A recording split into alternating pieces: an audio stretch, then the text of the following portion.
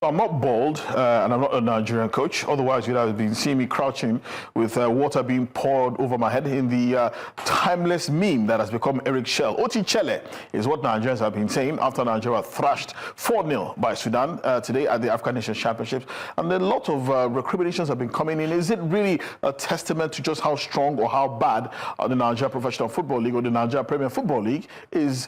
Depends on which part of the divine that you're seeing. But the honest truth and the facts still remain that Nigeria has been eliminated from the African Nations Championship after just 2 games, following back-to-back losses to Senegal and Sudan. Hello and welcome to Game On here on News Central Television, the Tuesday night edition. My name is Babatunde Koiki. Thank you so much for coming through tonight.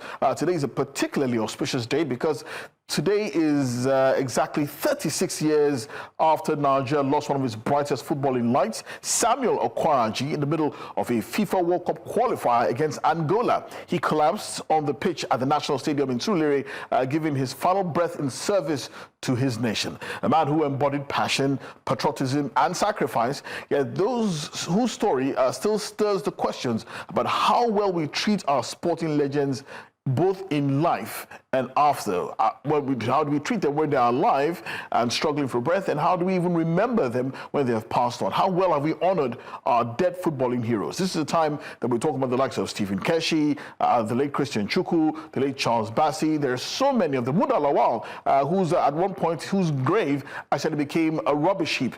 How well do we honor the memory of our heroes, both alive and dead? And I think there was a part of the national anthem that says that the labors of our heroes past shall never be in vain. It's a question that we continue to ask ourselves today, and it seems forever. I'm being joined tonight by our very own Udoka Ujoku, sports anchor here at News Central TV, and of course, the one and only Wale Adigu, broadcaster, podcaster extraordinaire. Toyi Bito is unavoidably absent, but he'll be making a return later on in the week. Gentlemen, thank you so much for coming through. Let's start on that very sad note, Udoka. It is 36 years since the passing of Samuel Okwaraji. The only thing anybody can remember him by is a forgotten bust in front of the National Stadium. Yeah. And the National Stadium itself, where he paid the ultimate sacrifice, is an absolute shell of what it used to be. And the question still remains, how well do we treat or honor our heroes in life and in death? You know, for once, I would say good evening. Quite a sad one talking about this. Now, 36 years later, and we're still where we used to be back in the day. It is quite shameful that till date, nothing special has been done for Samuel Okwaraji, apart from what we have at the National Stadium. A lot of people don't even know what it is. They think it's just a mere statue of a past football player and all of that. It is shameful, even for the late Peter Rufai, what has been done by the government. It's just Stephen Keshi that we know that a stadium was renamed over there in Delta, the Stephen Keshi Stadium. So I think we can do a whole lot more better for these so-called legends, both in living and whenever they pass on, but we have not done up to 10% talking about our heroes past. Wale, you would have thought that today would be an auspicious day in Nigeria's history. It would be a day that would be marked by speeches, by some kind of remembrance ceremony, something at least. But it's gone basically under the radar. This is what happens year in, year out. And the question is being asked, why does anybody want to give his service playing for Nigeria, or basically giving his service to Nigeria? I know that in life, he will not be rewarded. In death, he will not be honored.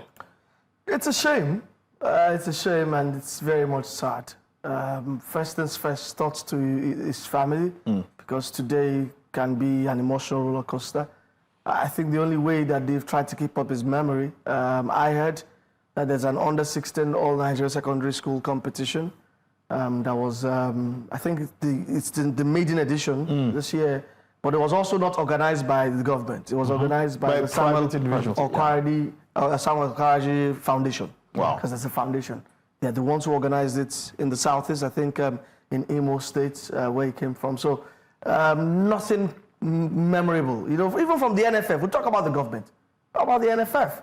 You know, and this just brings to light not just Samuel Okwaraji. I mean, look at Rashidi Yekini, goal's father.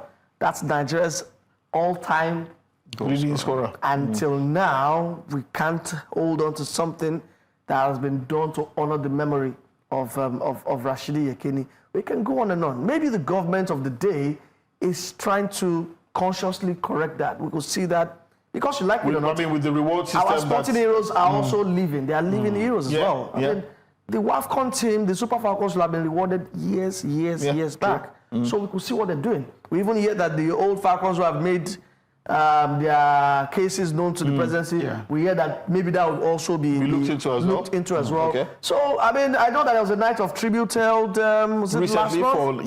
Obisa Nwakpa, Charles Bassey, even Peter Rufai, and so maybe things are gradually changing, but what I always suggest when conversations come like this is that there has to be policy. There has to be intentionality from the government, from the football, out the administrators, in how to treat, this our sporting heroes. If there's nothing from a policy point of view, we'll just decide. I think I agree with you, because there are those who've been arguing that maybe this $100,000 and national honors and landed property should be put in law, that if you do this for Nigeria, this is what you get. It's not at the whims and caprice of the government of the day. Exactly. In the past, we've seen the golden handshakes, in quotes. Now we're seeing $100,000 windfalls. So there should be an instituted reward system for sportsmen and women. But there are those who are saying that sports is not as important as other aspects of life. There are policemen and women, and also military personnel who pay the ultimate sacrifice. So it's a good point.